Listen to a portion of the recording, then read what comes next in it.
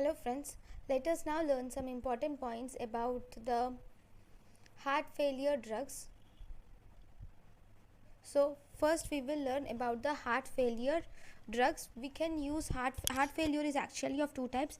We have acute heart failure and we have chronic heart failure, chronic or compensative heart failure. So in acute heart failure, the drugs used are those which decrease the congestive symptoms, like the diuretics are used in acute heart failure. Positive inotropes like dobutamine, dopamine, necirotide and ionodilators are used. Dobutamine, dopamine, necirotide, ionodilators are used in acute congestive heart failure. Then for chronic heart failure or compensatory heart failure, we can use drugs like vasodilators are used, diuretics, inotropes and beta blockers are used. These vasodilators are phosphodiesterase inhibitors. So vasodilators, diuretics, inotropes and beta blockers are used. So in acute heart failure, beta blockers are contraindicated, but in chronic heart failure, beta blockers can be used. First we have morphine. In the morphine will mainly calm down the patient, and because the morphine calms down the patient and decreases anxiety, so oxygen demand will also be decreased. So morphine is actually the drug of choice for acute congestive heart failure. So morphine is a drug of choice for I'm really sorry. Drug of choice for acute congestive heart failure is dobutamine. Drug of choice for heart failure with renal failure is dopamine, because dopamine will maintain GFR along with having its inotropic action.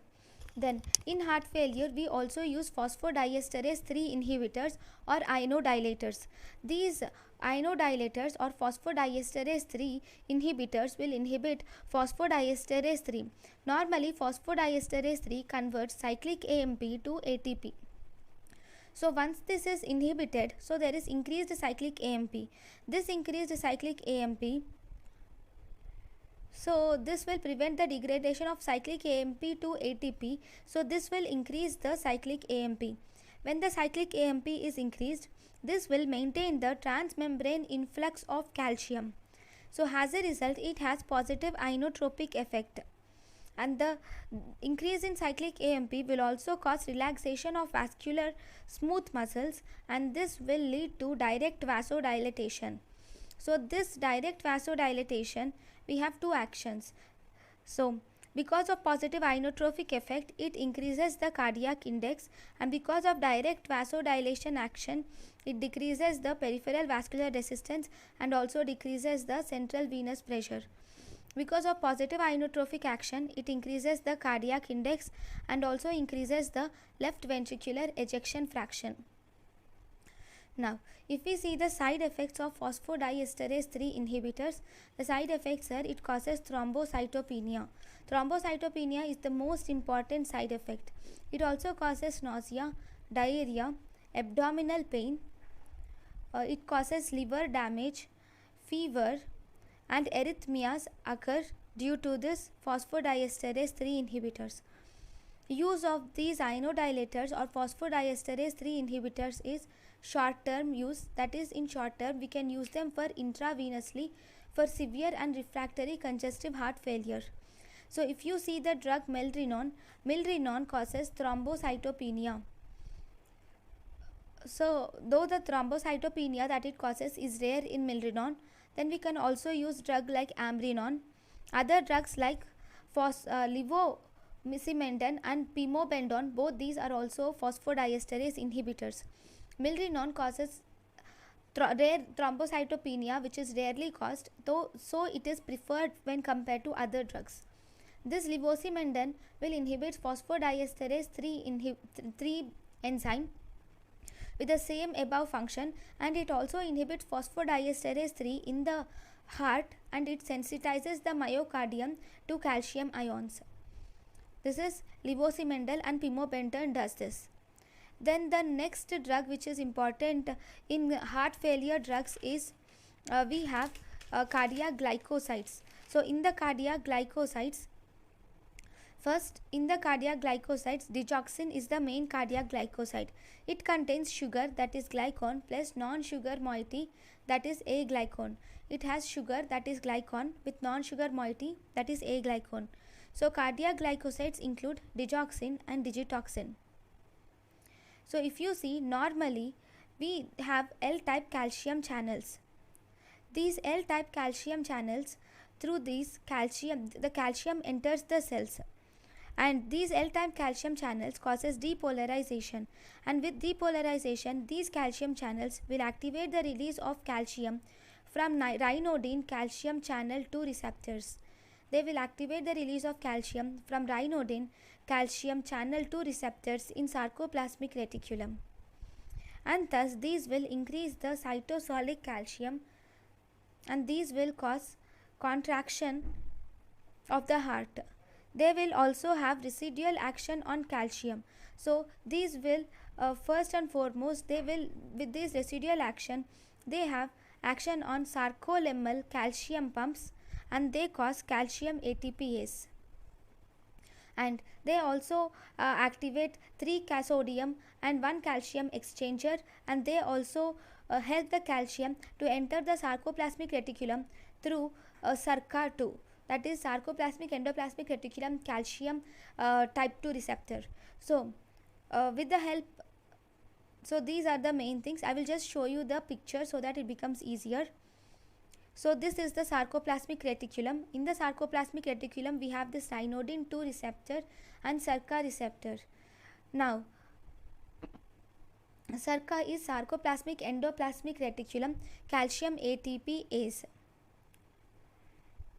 Now we have an L-type calcium channel, and there is a sodium calcium exchanger, that is 3 sodium 1 calcium exchanger and sodium potassium ATPase. Now these are the main receptors which are involved. Now this calcium, L-type calcium, will help in entry of calcium into the cytoplasm, whereas ryanodine receptors causes entry of calcium into the cytoplasm. This increased in calcium causes contraction of the heart. After contraction of the heart, during the process of relaxation, the calcium efflux occurs by two things. One, the calcium from the cytoplasm goes outside through this sodium 3 sodium 1 calcium exchanger, and also the calcium also goes into the endoplasmic reticulum. When the calcium goes into the out through 3 sodium 1 calcium exchanger, this 3 sodium enters inside the cell, whereas 1 calcium goes outside. This entered 3 sodium is again goes back to its extracellular space with its sodium potassium ATPase, right? So this is what is seen in sarcoplasmic, this is the main process. Now the drug, which is cardiac glycosides, these will inhibit this sodium potassium ATPase.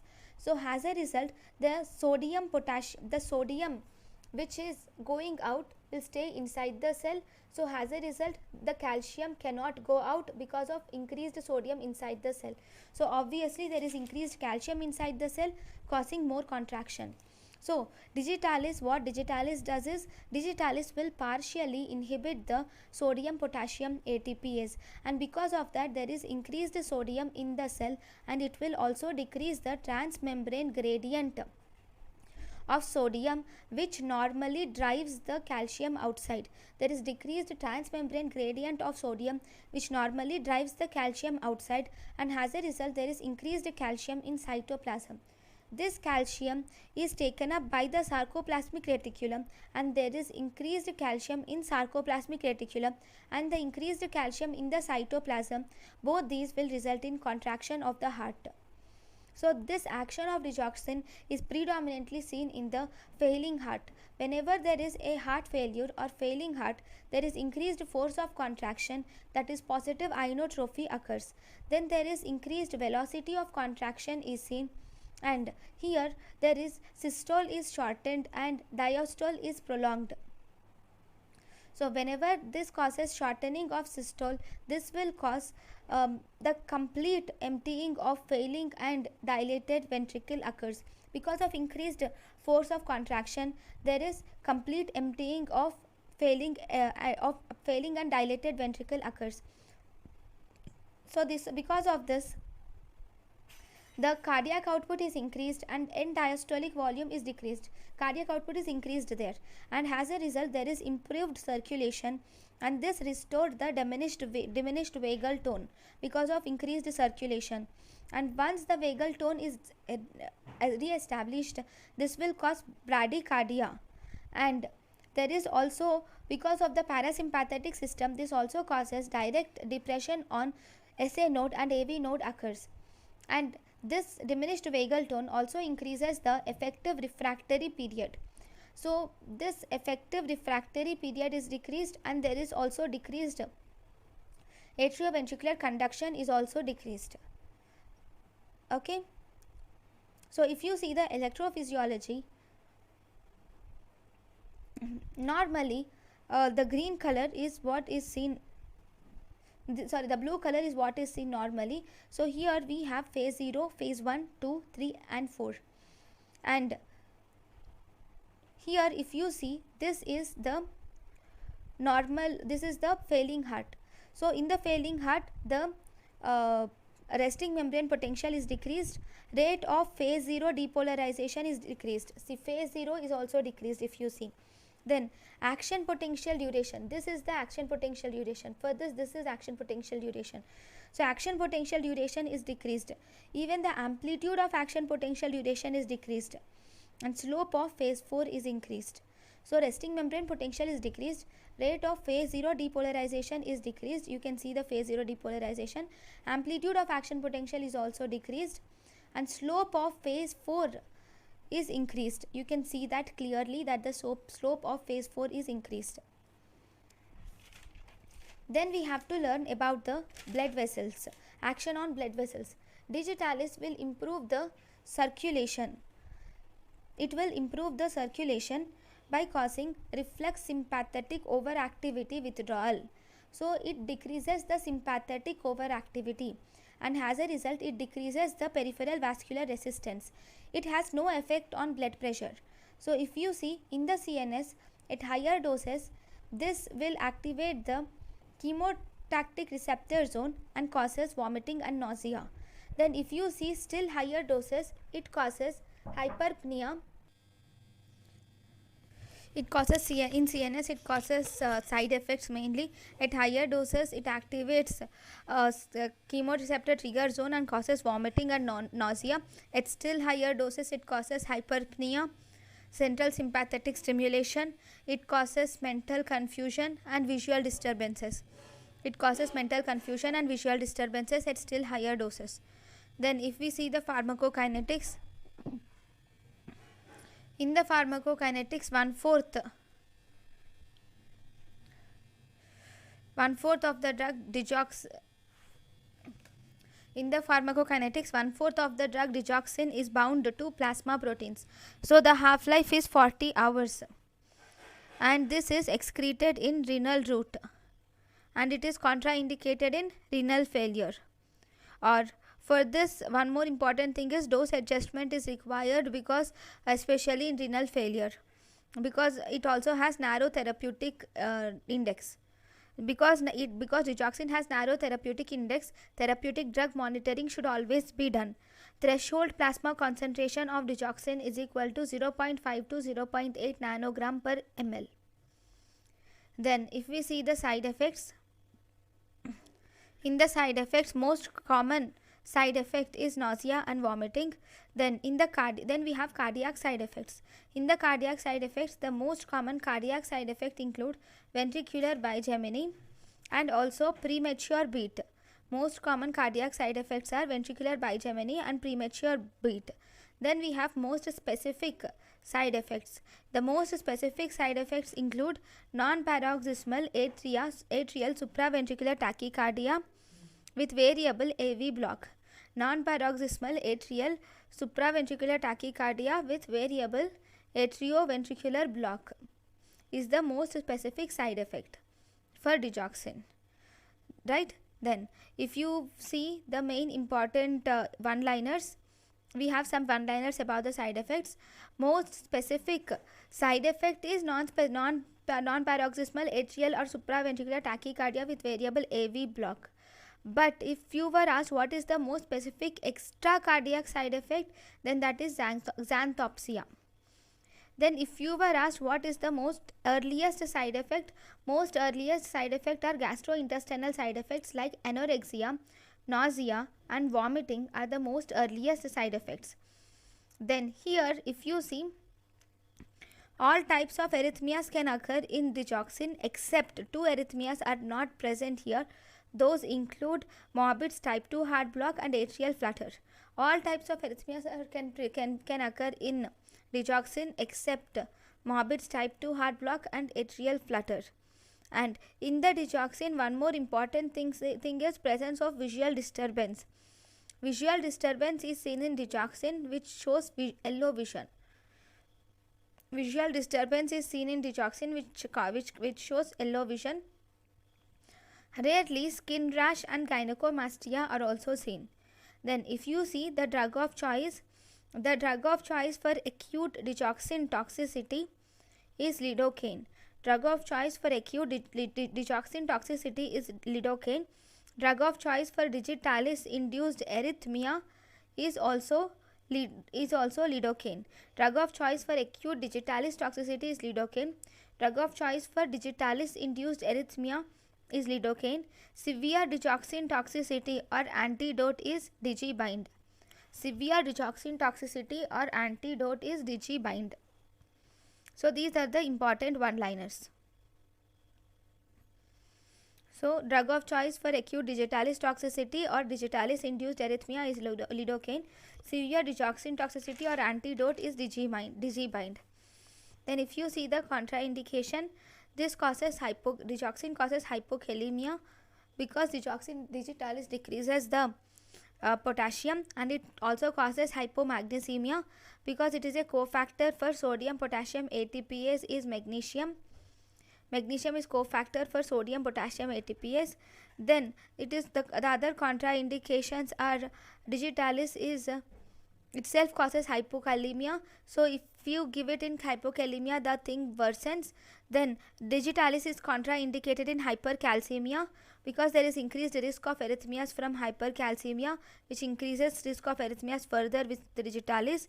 Thyrotoxicosis also, it is contraindicated with thyrotoxicosis due to increased risk of arrhythmia. Digitalis is contraindicated in renal failure and Wolff-Parkinson-White syndrome. In Wolff-Parkinson-White syndromes, because digitalis decreases the conduction through AV node but not through aberrant pathway, so as a result it precipitates Wolff-Parkinson's-White syndrome. Digitalis is contraindicated in MI and partial and complete heart block. So these are the important contraindications of the drug digitalis. Then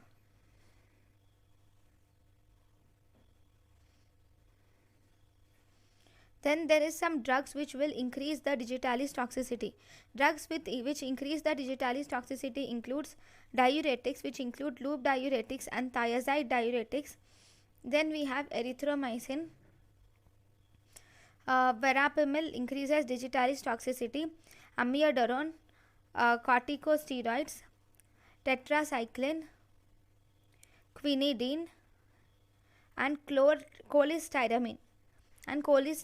So all these drugs will increase the digitalis toxicity. If you see quinidine decreases the excretion of digoxin, whereas cholestyramine decreases the absorption of digitalis from intestine. Cholestyramine decreases the absorption of digitalis from intestine. So if you give either, so these are very important. Okay, and verapamil and amiodarone decreases the AV conduction. So as a result, all these drugs will increase the digitalis toxicity, like diuretics, erythromycin, verapamil, amiodarone, corticosteroids, tetracycline, quinidine, cholestyramine. All these will increase digitalis toxicity. And if you give drugs like antacids, metoclopramide and sulfasalazine, all these will also decrease the absorption of digitalis from intestine.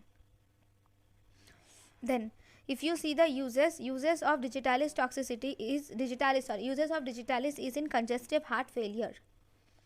Right? Now let us now learn some important points about chronic congestive heart failure. In chronic congestive heart failure, next the drugs in chronic congestive heart failure. So if you see the drugs which are involved in chronic congestive heart failure, first we have myocardial infarction. Myocardial infarction decreases the ventricular performance, which will decrease the cardiac output. And if normally whenever there is myocardial infarction, it causes decrease in ventricular performance, which in turn decreases cardiac output, which activates sympathetic system. That is, in this JG cells are activated, which causes renin angiotensin aldosterone system activation, which causes vasoconstriction and sodium and water reabsorption. This also increases the preload or afterload, thus causing ventricular hypertrophy, which will also increase the ventricular performance. So overall, this is the cycle of chronic congestive heart failure. So in this, the drugs which are involved in chronic congestive heart failure include the drugs like digoxin and if you see beta blockers, alpha blockers, all these are used in sympathetic system. ACE inhibitors, ARBs, renin inhibitors and beta blockers are also involved in renin angiotensin aldosterone systems. Diuretics also causes sodium and water reabsorption, and vasodilators can also be used if there is any vasoconstriction. Then if you see the treatment of congestive heart failure, for treatment of congestive heart failure we can use drugs like digoxin. Diuretics can be used, especially if you see the loop diuretics followed by thiazide diuretics can be used. These will also decrease the, there are some drugs which will decrease the left ventricular hypertrophy, like ACE inhibitors, ARBs and beta blockers can be used for congestive heart failure. So most common beta blocker which is used for congestive heart failure is carvedilol, which is a beta blocker with alpha blocker, which will decrease the both preload and afterload.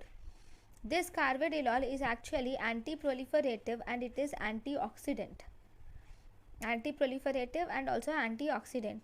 Then we have vasodilators which are used in chronic congestive heart failure. These vasodilators include, first we have nitrates. Nitrates can be used for chronic congestive heart failure. These nitrates are majorly venodilators followed by their arteriodilator effect, and these will decrease the preload. Then we have hydralazine. Hydralazine arterioles, they cause arteriolar dilatation more than venular dilatation, which decreases the afterload. This hydralazine along with nitrates, this will decrease the preload or afterload.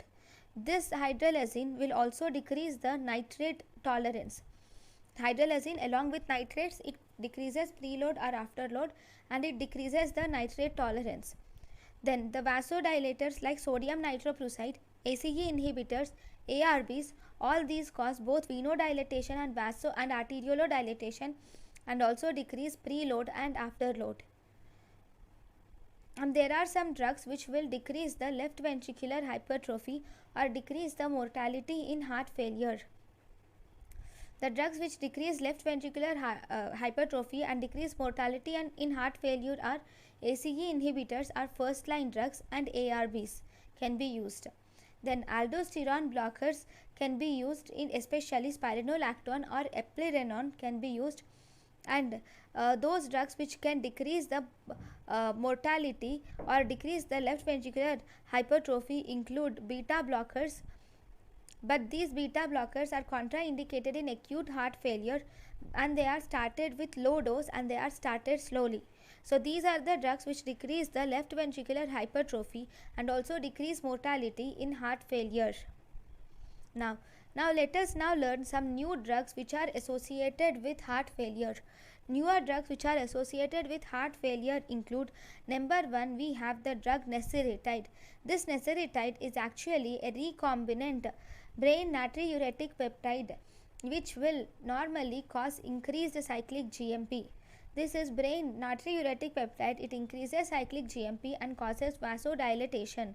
This necessitide also increases the excretion of sodium through the kidney, causes diuretic effect. Then if you see in necessitide, the shorter half-life of necessitide is 18 to 23 minutes, and this this can be used as IV infusion for 60 minutes, which has diuretic effect. This necessitide is also used as IV for patients with acute congestive heart failure associated with dyspnea at rest. This necessitide increases the brain natriuretic peptide. Normally, these are brain normally brain natriuretic peptide is metabolized by neutral endopeptidases. Necessitide is a recombinant brain natriuretic peptide. So, as a result, it increases the brain natriuretic peptide and thus increases cyclic GMP. So, one more type of inhibitors are also present that are called as necessitide endopeptidase inhibitors. So, these drugs called as necessitide endopeptidase inhibitors like ecodotril and sacubitril. Ecodotril and sacubitril, these will inhibit this neutral endopeptidases, and these will thus increase the brain natriuretic peptide, and thus these again causes vasodilatation. Then the next newer drug includes vasopeptidase inhibitors. Vasopeptidase inhibitors are oral drugs which will inhibit ACE, that is angiotensin converting enzyme, and they also inhibit NEP, that is neuroendopeptidase. So as a result, this will increase brain natriuretic peptide, which causes vasodilatation and also natriuresis. The drugs include anaprilat, that is omapatrilat. It ends with trilat. Omapatrilat, sampatrilat and fasudiotrilat. These drugs include omapatrilat, sampatrilat, trilat and fasudiotrilat. The side effects of these drugs are angioedema, dry cough and dizziness. Then fourth drug is Entresto. Entresto is angiotensin receptor blockers plus neuroendocrine peptidases inhibitors.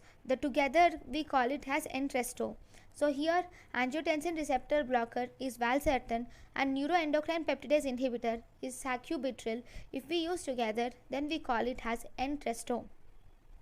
Then we have atrial natriuretic peptide analogs like carperetide and ularitide. So carperetide and ularitide. Then we have semaglutide. Semaglutide is a neuroregulatory protein. It is a neuroregulatory protein which improves the cardiac function. Then the seventh drug which is important is liraglutide. Then the next drug is liraglutide. This liraglutide is actually a liraglutide and empagliflozin are actually anti-diagnostic drugs. In this, liraglutide is glucose-like peptidase 1 analog and empagliflozin is SGLT2 inhibitor. So these two are anti-diabetic drugs and they are used in trial for heart failure. Then we have istaroxime. This istaroxime will actually it is a sodium potassium ATPase blocker, and this will increase the force of contraction. This istaroxime will facilitate calcium sequestration from sarcoplasmic reticulum. This will cause calcium sequestration from sarcoplasmic reticulum, that is istaroxime, which causes calcium sequestration from sarcoplasmic reticulum. Then we have omecamtiv mecarbil. Omecamtiv mecarbil will activate myosin and it will prolong the systole without increase in oxygen demand. It activates myosin and prolongs systole without increase in oxygen demand. So these are the important drugs which are used in heart failure, newer drugs which are used in heart failure. Now if you see, we will have to learn about the most important thing, that is classification of heart failure. So we have different classification of heart failure. First, AHA, American Heart Association, has given A, grade A, and according to NYHA, it is pre-failure, where you will not see any symptoms and there are risk factors are present. Here we will treat hypertension, diabetes mellitus, dyslipidemia or obesity are treated. Then according to American Heart Association grade B and NYHA1, here symptoms are only present with severe exercise. The treatment here is we can give ACE inhibitors or ARBs can be given. Then diuretics and beta blockers can also be given. Then American Heart Association grade C, here NYHA pre-failure is type 2 and type 3, where you see symptoms with mild to moderate exercise. So here you will add spironolactone, digoxin and vasodilators are added. Then we have American Heart Association grade D, NYHA 4 grade, which shows severe symptoms with rest, and on the treatment we have transplantation. So these are the important things about the heart association. Thank you for watching.